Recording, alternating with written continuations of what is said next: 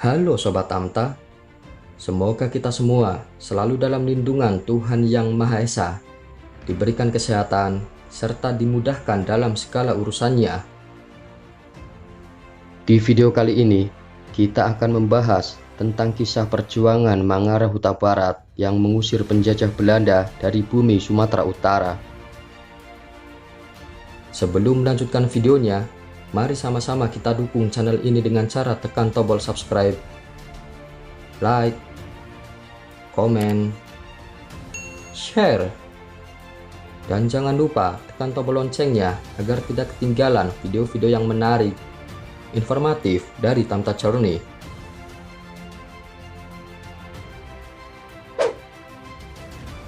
Penuh suka dan duka, begitulah salah satu bagian cerita paling banyak dialami oleh para prajurit dan pejuang kemerdekaan pada masa itu.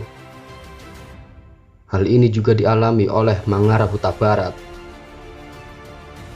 Pahit dan getir masa-masa mempertahankan kemerdekaan masih jelas tergambar dari cerita Mangara sebagai salah satu prajurit perang.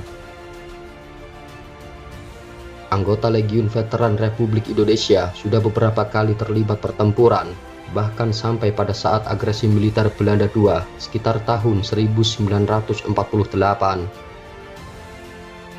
Boleh dibilang satu kali seminggu wajib perang melawan Belanda. Dulu arena pertempurannya di Tapanuli Tengah, namanya Sibolga Tarutung, yaitu di Batu Lubang kilometer 4. Kata Mangara menceritakan masa-masa dirinya masih terlibat dalam pertempuran saat ditemui di kediamannya. Mangara lahir di Tapanuli Tengah pada tahun 1928. Masih ingat betul pertempuran terakhirnya menghadapi tentara kolonial Belanda pada tahun 1948. Dalam ingatannya itu, pertempuran terakhir yang ia ikuti sebelum kedaulatan Indonesia pada saat bulan suci Ramadan. Terjadi pertempuran hebat kala itu dengan pasukan Belanda di Aik Meranti, Tapanuli Tengah. Pada peristiwa bersejarah itu, banyak dari tentara Belanda yang tumbang. Begitu juga dengan pejuang Indonesia, ada juga yang gugur pada saat itu.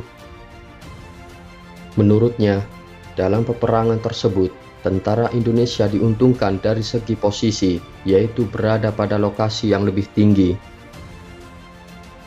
Sementara itu, pasukan Belanda berada di bawah, sehingga memudahkan tentara Indonesia untuk mengatur serangan dari segala arah.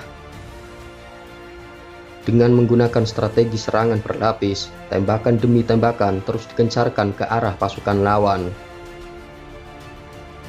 Setiap satu pasukan dengan jumlah 7 personil selesai menembakkan peluru, mereka langsung masuk dan berlindung di benteng atau uruk yang sudah dibuat.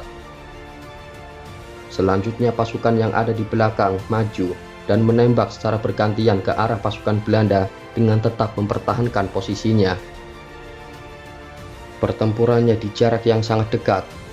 Jadi kalau seandainya saat itu macet senjata, jadi abulah kami semua, ungkapnya. Pengorbanan Mangara mengusir penjajah dari tanah Sumatera penuh perjuangan. Beliau harus mengorbankan harta hingga bertaruh nyawa.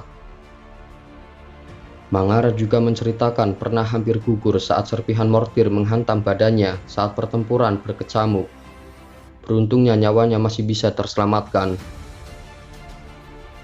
Setelah masa pertempuran itu selesai, Indonesia mulai menata kemerdekaannya. Demikian juga dengan Mangara. Pada tahun 1954, beliau hijrah dari Tapanuli Tengah untuk mengadu nasib ke kota Medan. Mangara harus hidup berpindah-pindah lantaran tidak punya tempat tinggal. Bahkan beliau harus menetap di sebuah masjid selama puluhan tahun sebagai nasir Masjid Al-Ikhlas yang berada di Kecamatan Percut Saituan, Kabupaten Deli Serdang. Sesudah nggak ada lagi perang dan pasukan diliburkan, nggak ada pekerjaan. Hanya disuruh tunggu-tunggu oleh negara, tapi tahu-tahu nggak dipanggil. Jadi kami bukan habis masa tugas waktu itu, tapi diliburkan, ucapnya. Kemudian pada tahun 1992, Mangara masuk dan terdaftar sebagai salah satu pejuang kemerdekaan dengan terdaftar menjadi anggota Legiun Veteran Republik Indonesia atau LVRI dan mendapatkan gaji. Kerap berpindah rumah kontrakan dan hidup dalam kesederhanaan, Mangara pun diminta menjadi nasir masjid di Desa Bandar Setia, Kecamatan Percut, Saituan, sejak tahun 1992. Gaji yang ia dapatkan dari negara disisihkan untuk membeli sepetak tanah tepat di samping Masjid Al-Ikhlas. Kemudian tanah tersebut lunas ia bayar. Di atas tanah itulah ia membangun istana kecil nan sederhana yang ditempati bersama istri dan anak-anaknya. Pada usia senjanya, nasib Mangara mungkin belum semanis kisah gemilang yang pernah ia raih saat masih berjibaku di medan pertempuran kala mengusir para penjajah dari bumi Nusantara.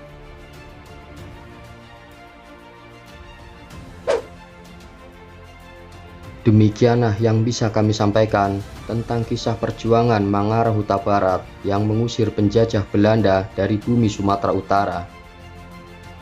Silahkan berikan kritik dan saran di kolom komentar agar channel ini semakin berkembang dan menjadi lebih baik lagi ke depannya.